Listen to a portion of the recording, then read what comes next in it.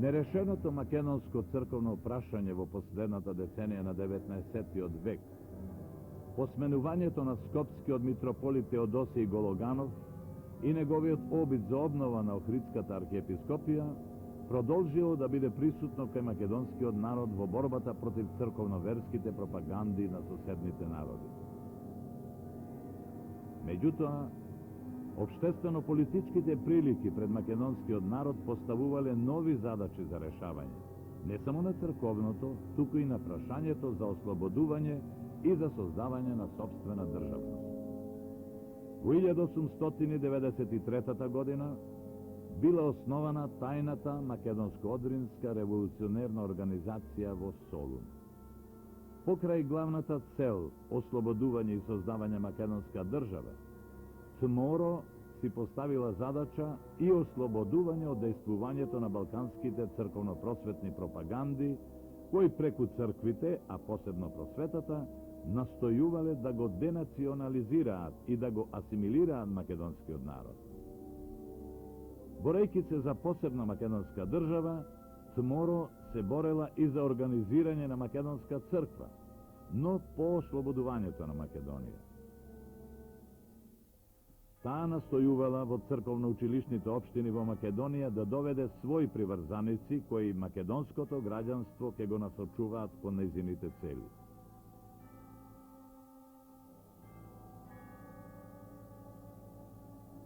Втората струја на македонското национално револуционерно движење, однос на националното ослободување и државно-политичкото конституирање на Македонија, не била преокупирана со идејата за непосредното политичко ослободување од Турција, туку реализацијата на таа програма ја гледала во своејазична просвета и литература, во афирмацијата на својот фолклор и етнографија и посебно во добивањето на своја црква како основна предпоставка за целокупниот културен и духовен развиток на македонскиот народ.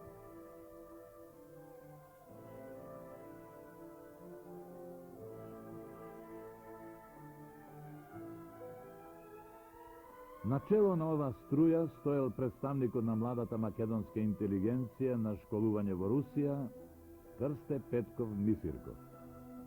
Според Мисирков, верата е еден од најглавните белези на нацијата, па затоа решавањето на црковното прашање е еден од важните фактори во решавањето и на македонското национално прашање. Мисирков заклучува: ако религиозните пропаганди се погрижат да го оневозможат здружувањето на македонската интелигенција и македонскиот народ меѓу себе, тој прво нешто што треба да го стори да се создаде во Македонија едина, соборна и апостолска црква, тоест да се востанови Охридската архиепископија, која што ќе биде архиепископија на сеја Македонија.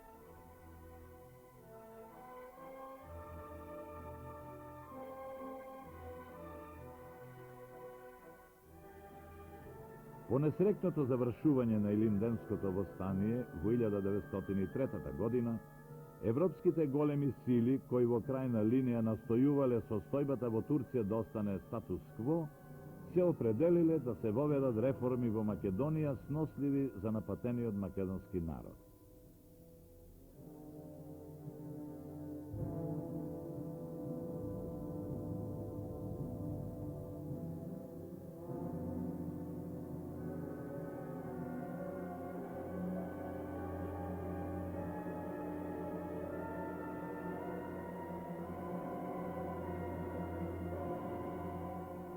Русија и Австро-Унгарија, како составен дел на реформите, предвиделе обновување на Охридската архиепископија како самостојна автокефална црква, начело со архиепископ Домородец и со сите нужни управни тела, како и другите автокефални цркви.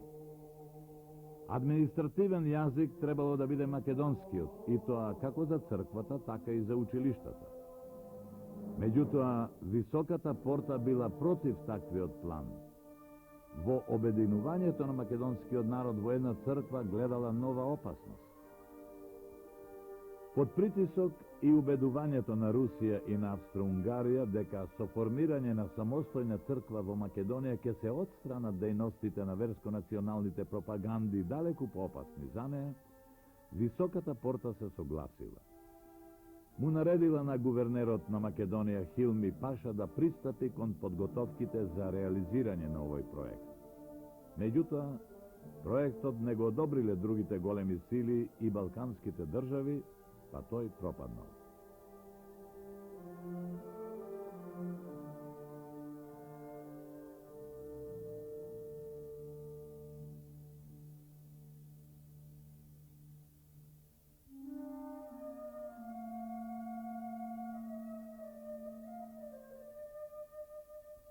По задушувањето на Илинденското востание, ТМОРО, преименувана во ВМРО, постепено ги средила своите револуционерни сили и успешно се спротивставувала во прв ред на започнатите оружени четнички акции на соседните држави, кои секоја за себе настојувале по пат на сила да создадат услови за идното приграбување на Македонија.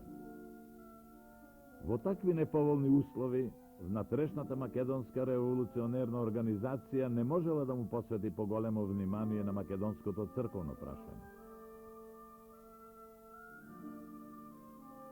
Дури по младотурската револуција, хуриетот од 1908 година, кога младотурците прогласиле уставно парламентарен политички систем во Турција, во редовите на дотогашните македонски револуционери се јавуваат визии и за решавање на македонското црковно прашање.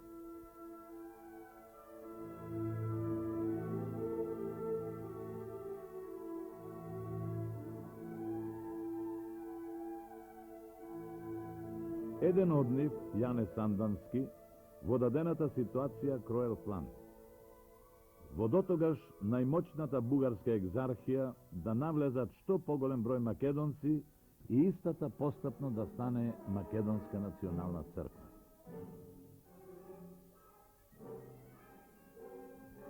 Настаните во Турција и на Балканскиот полуостров, турската контрареволуција и сојузувањето на балканските држави до скорешни непријатели, Бугарија, Србија и Грција, довеле до војна против Турција, а по евентуалната победа да ја разделат Македонија меѓу себе.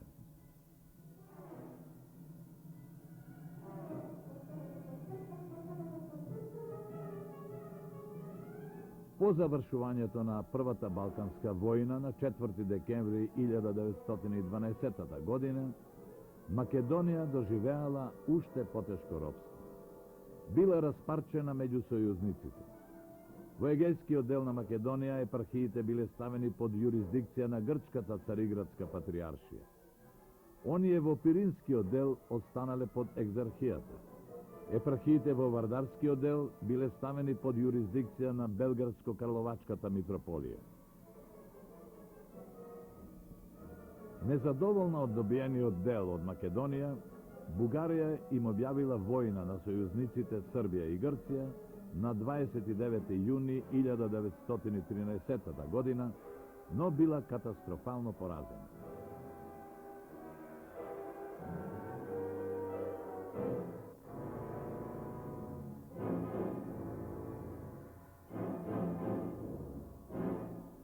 Силите победнички на Букурешкиот мировен договор во август 1913 година конечно ја разделиле територијата на Македонија и тоа според окупираните територии во Првата Балканска војна.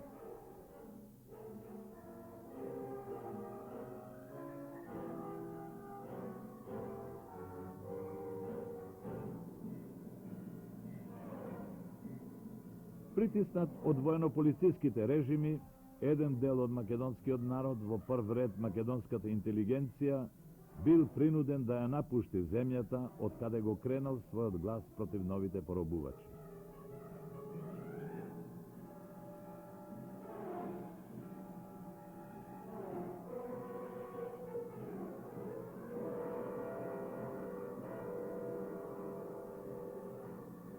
Македонската родолюбива интелигенција и емиграција во Петроград каде што и порано действувале познатите борци за национална независност за македонскиот народ, меѓу кои Крстен Мисирков,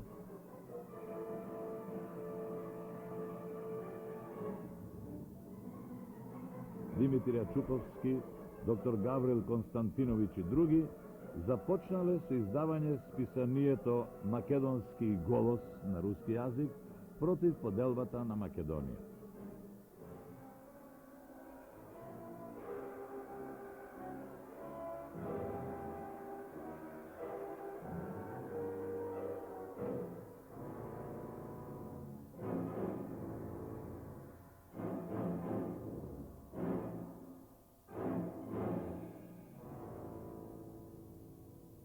До големите сили и до општественото мислење на балканските држави разбивачи на Македонија упатиле два меморандума во кои го истакнувале природното и општественото право на македонскиот народ на слободно и независно постоење. Во точката 4 во меморандумот до големите сили стоело: во црковен однос неопходно е во Македонија да се востанови Охридската архиепископија како автокефална црква во канонско општење со другите православни цркви: грчката, српската, бугарската, романската и сириско-арапската. Извесен број македонски интелектуалци емигрирале во други европски и во прекуокеански земји, главно во Америка.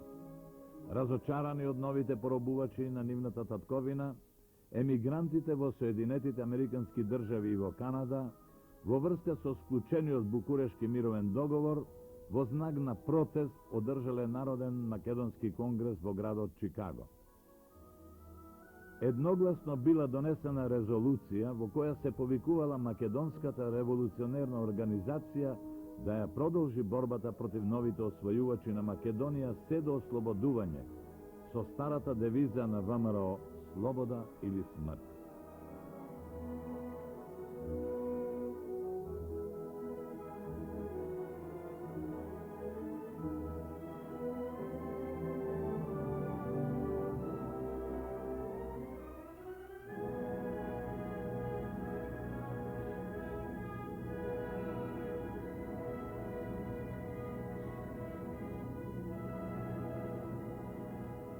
Меѓу многобројните протести на македонската емиграција, растурена низ светот, заслужува да се спомене групата македонски студенти во Женева, Швајцарија, начело со доктор Коцарев, родом од Охрид, инаку приватен доцент на факултет.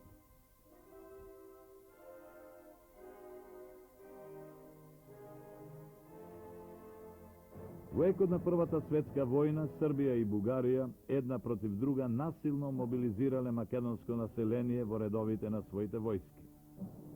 Во 1917 година доктор Коцарев ја искажувал пред европското јавно мислење абсурдноста на Солунскиот фронт.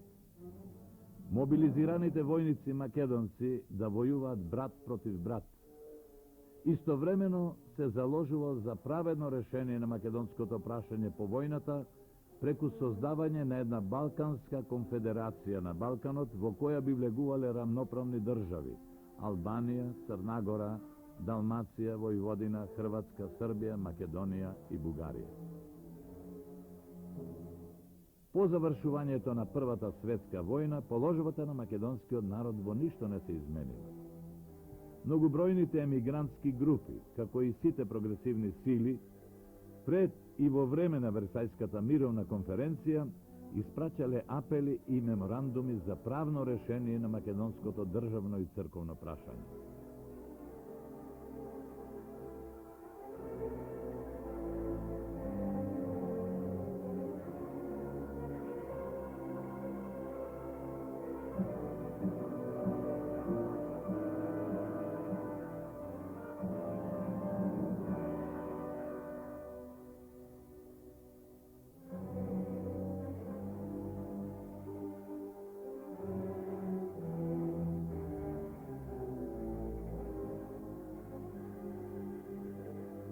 Во декларацијата на бившата серска револуционерна организација, покрај барањето за создавање на самостојна македонска држава, во точката 3 стоело: во Македонија треба да се воспостави и самостоен духовен живот преку Слободна православна црква со центар во Охрид, старото седиште на Охридската архиепископија. И привременото представителство на внатрешната организација упатило апел до македонското население и до македонската емиграција во Бугарија на 9 март 1919 година, во која се барало целосна и неразделна Македонија како самостојна политичка единица на Балканот, а во точка 2 стоело: во така формираната држава да се даде полна слобода во општествениот и црковниот живот.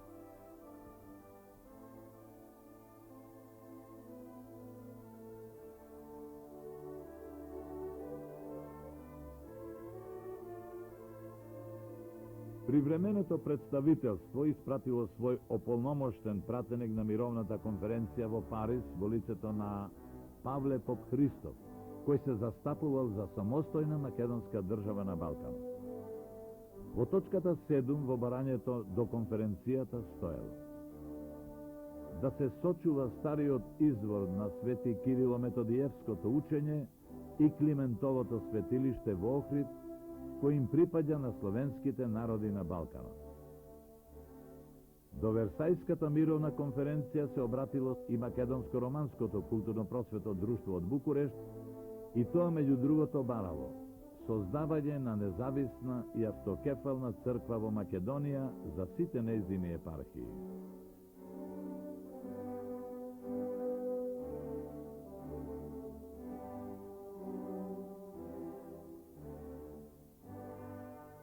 Покрај сите апели и барања, Версајската мировна конференција, за да ги задоволи своите сојузници во војната Грција и Србија, ја санкционирала Букурешката спогодба од 1913 година за тројната поделба на Македонија, додавајќи уште еден претендент на западниот дел на Македонија, новоформираната држава Албанија.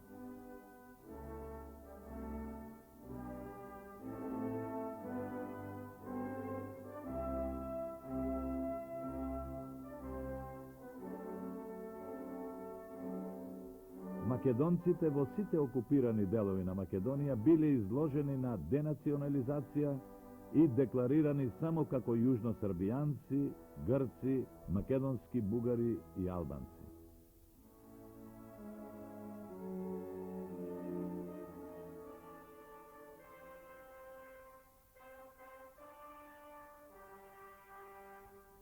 Под хегемонството на Србија и на српската династија Караѓорđević, на 1 декември 1980 година, од името на српскиот крал Петар I, регентот Александар I Караѓорđević го објавил формирањето на новото кралство на србите, хрватите и словенците, во кое Македонија, со новонаметнатото име Јужна Србија, станала составен дел на голема Србија.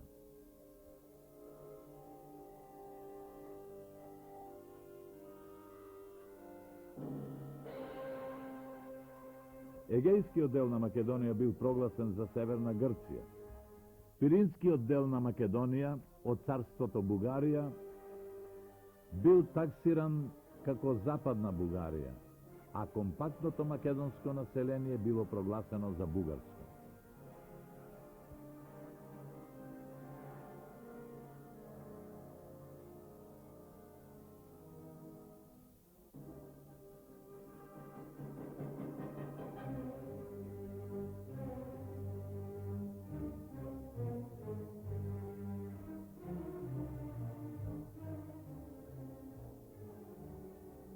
Судбината на распарчениот македонски народ ја споделувала и црквата.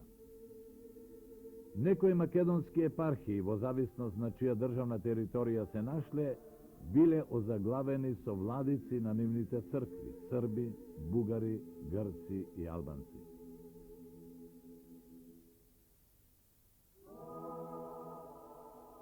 Предстоело формирање на Српската автокефална црква преку обединување на трите затечени автокефални цркви – Белградско-Карловачката митрополија,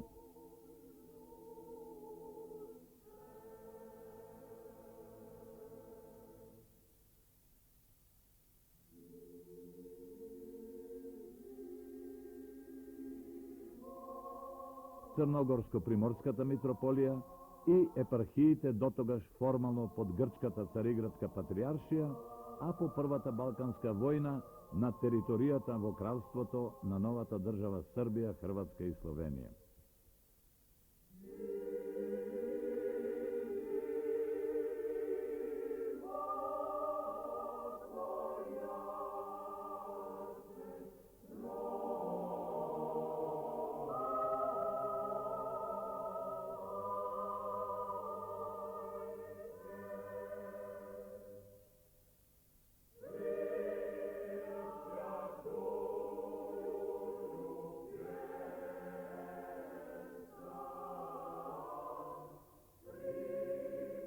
Со кралски указ од 28. август 1919 година била донесена уредба за устројство на Српската православна црква и бил формиран Централен архиерејски собор, со кој 6 епархии во Вардарскиот дел на Македонија ги представувал црногорецот Варнава Росич, назначен за скопски митрополит од српската окупациона власт по Балканските војни и Првата светска војна.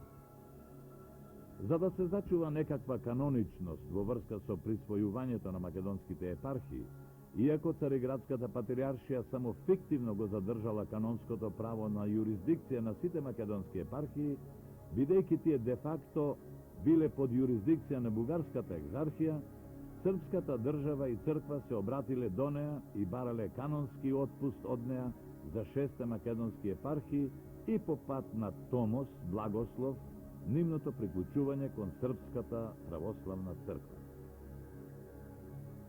На 18 март 1920 година Српската државно црковна делегација, составена исклучиво од срби, без било каква согласност на македонскиот народ, заминала во Цариград за преговори со Цариградската патриаршија.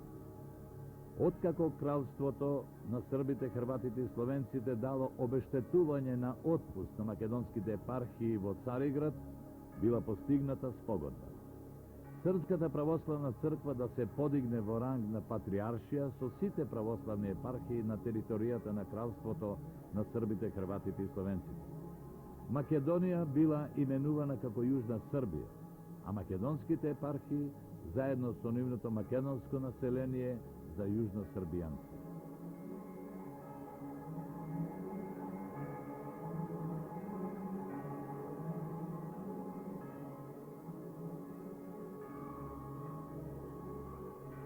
Во Средски Карловци на 30. август 1920 година била обновена старата Печка патриаршија, а веќе на 30. октомври во Соборната црква во Белград, во присуство на регентот Александар Караѓорđević, кој го заменувал стариот крал Петар I, за патриарх бил избран српскиот митрополит Димитрije.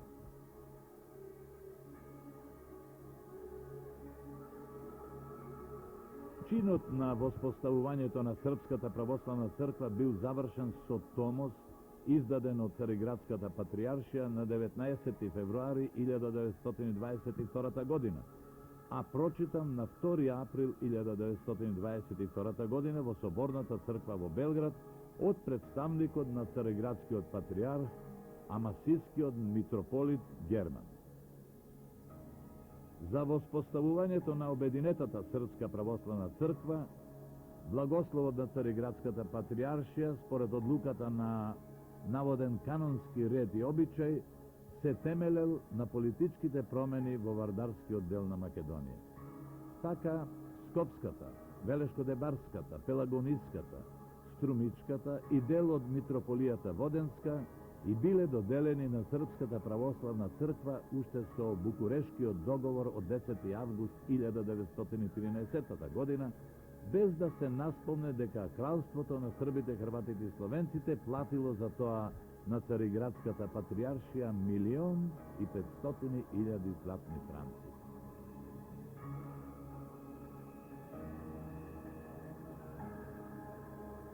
Уште не била конституирана ново поставената Српска православна црква во кралството, а во 1920 година во Македонија биле испратени српски епископи.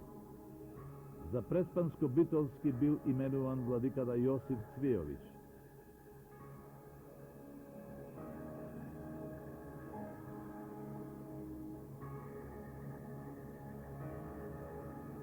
за скопски митрополит Варнава Росич, за Охридски Николај Велимировиќ, за Струмички владиката Серафим.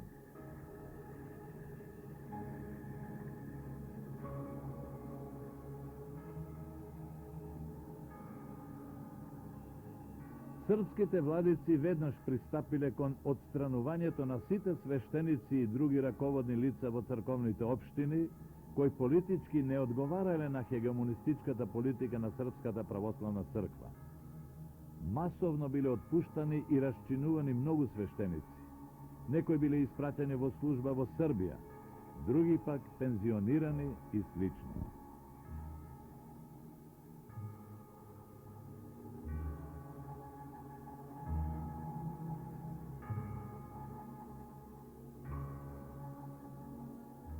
Во периодот меѓу двете светски војни, македонскиот народ во распарчената Македонија и на црковен план ја делел судбината на ново робување.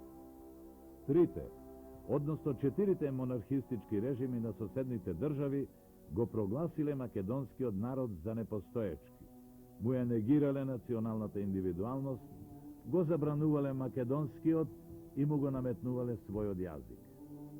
Со нечуен терор, македонскиот народ бил подложен на денационализација и асимилација.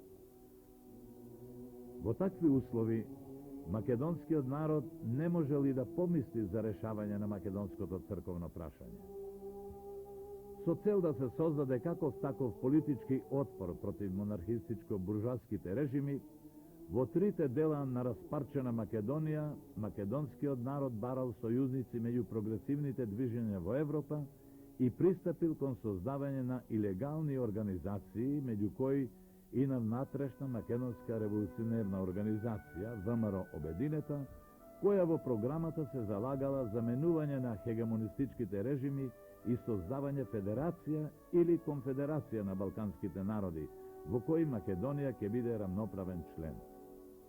Покрај ВМРО Обединета, прогресивното македонско студентско движење МАНАПО го крена својот глас против денационализацијата и асимилацијата на македонскиот народ од страна на српската власт.